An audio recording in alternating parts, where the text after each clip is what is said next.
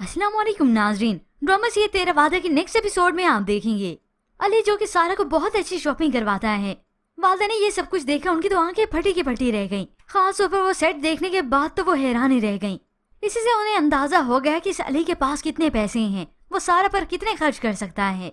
इसलिए उन्हें बेटी के लिए खुशी कम और अपने लिए ज्यादा होती है कि सारा की वजह से हमारे भी वारे नहीं आ रहे होंगे। ये अली फ्लैट तो हमारे नाम कर ही चुका है।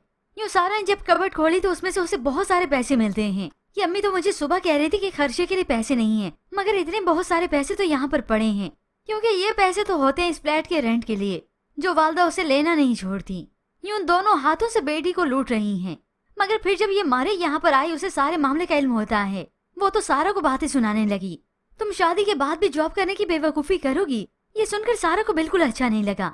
अपनों का ख्याल करना तुम्हारी नजर में बेवकूफ़ी होती है, तुम्हारे ने भी कह दिया तो फिर अली जैसे अमीर कभी शख्स से शादी करने का फायदा क्या हुआ, क्योंकि इस मारे ने भी अपनी माँ की तरह पैसों में ही सबको तोलना है।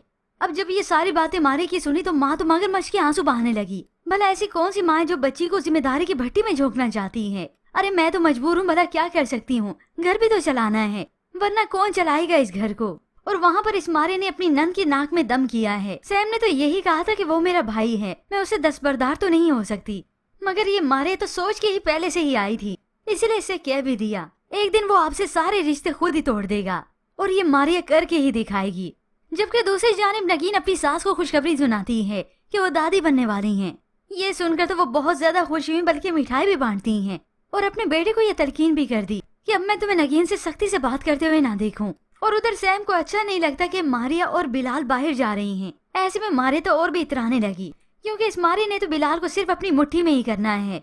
फिर यूं ही गुजरते गुजरते एक माह बीत जाता है। सारा और अली की शादी का वक्त आ गया। अब ये शादी बहुत ही सादगी से कराई गई है। यहाँ पर सारा की वालदा यही चाहती थी और वहाँ पर अली की वालदा, क्योंकि अली की वालदा के दिमाग में तो यही बात ही चल रही है कि वो अपने बेटे का घर बर्बाद करके रहेंगी, सारा को उससे दूरी कर देंगी। तभी तो आनन फानन निकाह किया जा रहा है।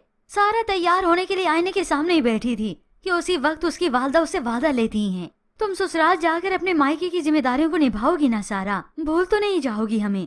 ये सुनकर सारा तो साकित रह गई। उसे ये जिम्मेदारी संभालने में कोई आड़ नहीं, मगर फिर ससुराल तो ससुराल ही होता है।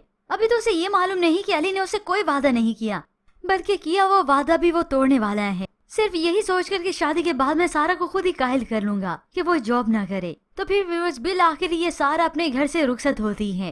अली की वालदा की सारी हमदर्दियाँ सिर्फ और सिर्फ अपनी बड़ी बहू के लिए होती हैं। ऐसे घराने की लड़कियां खुद चाहती हैं कि हमारे ऊंचे घराने में शादी हो ताकि हमारा मकाम और मर्तबा बदल जाए। यूं बिल आखिर सारा रुखसत होकर अली की दुल्हन बनकर आ जाती है। अली सबसे पहले तो उसे तोहफे में फूल पेश करता है और सारा लेती है। यूं ही अपनी नई जिंदगी का आगाज करते हैं और फिर ही व्यूअर्स इस ड्रामा सीरियल की असल कहानी शुरू होगी, क्योंकि अभी तो ये सब कुछ समझे ट्रेलर ही था।